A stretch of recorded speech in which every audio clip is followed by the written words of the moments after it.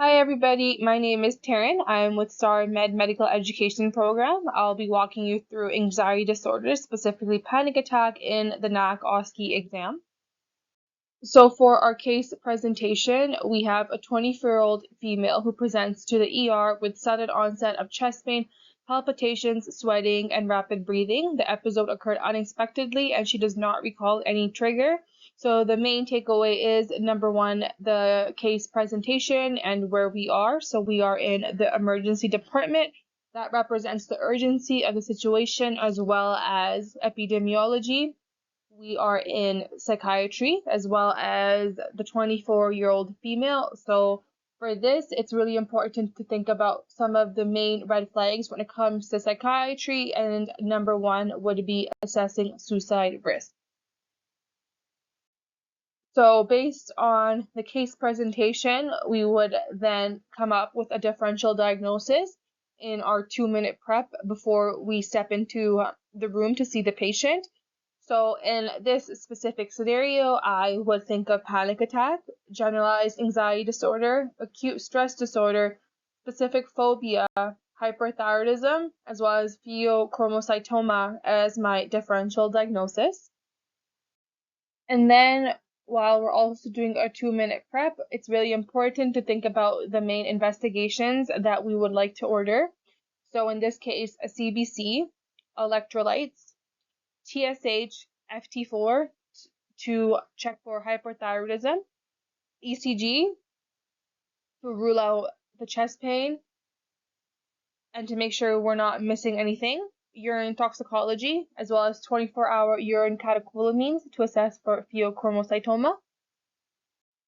So now we are in the room with our patient and it's time to take the history of the presenting illness. So to begin with, I think it's really important to always start out with what brings you in today and then take our way into more closed-ended questions. So after the open-ended questions, we can start breaking down the presenting illness. So it's vital to ask, when did you first notice these symptoms? How long have you been experiencing them? Have your symptoms gotten better or worse since? Are there any recent stressors at work or school? Are you experiencing a rapid heart rate? Do you have any numbness or tingling? And are you experiencing any shortness of breath? And then continuing with our history, it's important to ask if the patient is concerned about having another attack, if they have had any thoughts of self-harm or suicide, or thoughts of harming somebody else. And like I have mentioned before, in psychiatry-related cases, one of the main red flags is suicide, which is really important to assess. And once we are done taking the history of the presenting illness, we can move over to their overall health and ask for any medical or surgical conditions, if they are taking any medications, if they have any allergies.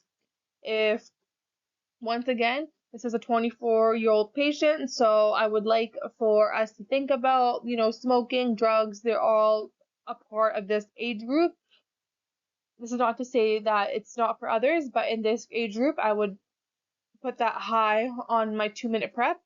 If our patient drinks alcohol or smoke, if so, it's really important to get a clear understanding and quantify how much and how often, as well as the use of any recreational drugs.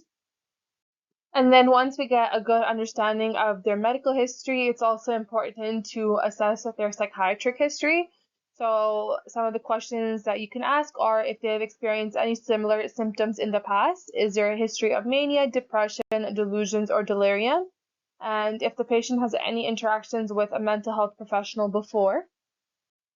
And then moving forward, we can move on to family history and just to get some sort of understanding if common presentations also run in the family, and once again, if there's any family members experiencing issues related to suicide, alcohol, or drug abuse. And it's also important to grab the social history. So some questions include, what is your current living arrangement, educational background, and if they have a support system at home or at work to make sure that they don't feel lonely.